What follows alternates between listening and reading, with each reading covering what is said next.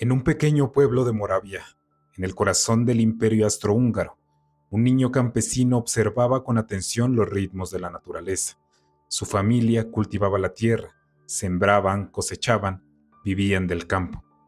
Él era el hijo de esa tierra, y aunque no lo sabía, sus ojos curiosos cambiarían para siempre la forma en que la humanidad entendía la vida. Aquel niño se llamaba Johann Mendel. Más adelante lo conoceríamos como Gregor Mendel, el monje que no solo rezaba, también contaba guisantes. La historia de Mendel comienza lejos del bullicio de las grandes ciudades. Nació en 1822 en Heisendorf, una aldea rodeada de campos, montañas y estaciones que marcaban el paso del tiempo. Desde muy joven demostró una inteligencia aguda, pero como hijo de campesinos, las oportunidades eran escasas. Fue gracias al apoyo de su familia y de un maestro que creyó en él que logró estudiar, y así la educación fue su pasaporte hacia un mundo nuevo, el del pensamiento científico. A los 21 años, buscando conocimiento, estabilidad económica y una vida dedicada al estudio, ingresó al monasterio agustino de Brno. Allí adoptó el nombre de Gregor, pero aquel monasterio no era simplemente un lugar de oración. Era un centro intelectual con una biblioteca envidiable, jardines botánicos y una comunidad que fomentaba la observación y el pensamiento.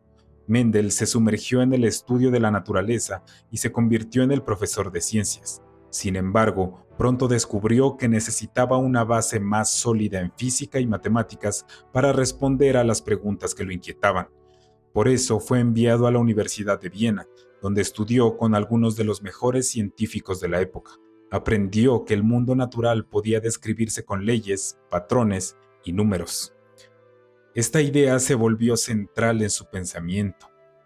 Cuando regresó al monasterio en 1853, decidió poner en práctica ese conocimiento. En el huerto del convento comenzó uno de los experimentos más influyentes en la historia de la biología. Cultivó guisantes, pero no al azar. Lo hizo con un método casi obsesivo. Escogió variedades puras, controló las cruzas manualmente, anotó con rigor cada característica, observó el color de las flores, la forma de las semillas, la longitud de las vainas. Durante 8 años repitió estos cruces una y otra vez. Cultivó y analizó más de 29,000 plantas. ¿Por qué? Porque quería entender cómo se transmiten los rasgos de una generación a otra. No buscaba fama, no esperaba reconocimiento, solo quería respuestas. Y las encontró. Descubrió que ciertos caracteres eran dominantes, que otros eran recesivos, y que la herencia seguía reglas matemáticas precisas. Formuló lo que hoy conocemos como las leyes de Mendel, la ley de la segregación y la ley de la distribución independiente. Lo revolucionario era que la herencia no era una mezcla difusa como creían muchos científicos de su tiempo.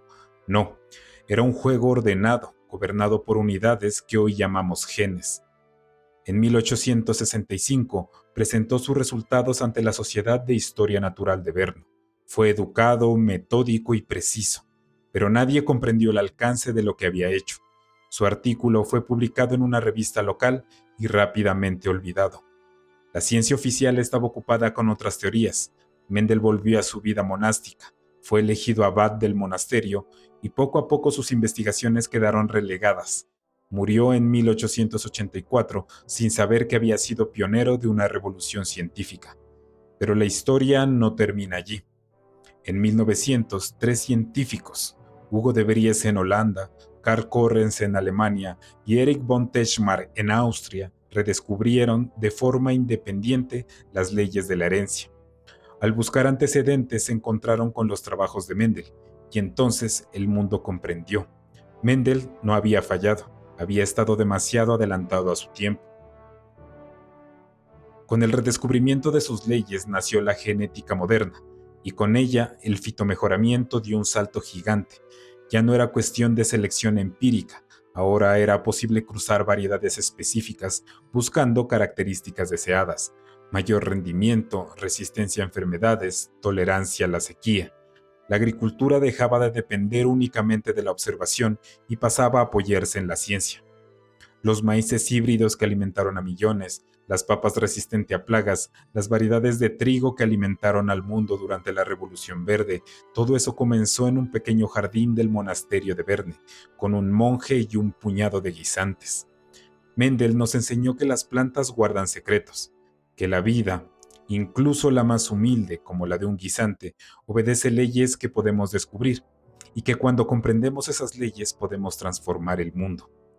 Hoy enfrentamos desafíos enormes: cambio climático, inseguridad alimentaria, degradación del suelo, pero la semilla que Mendel plantó sigue germinando.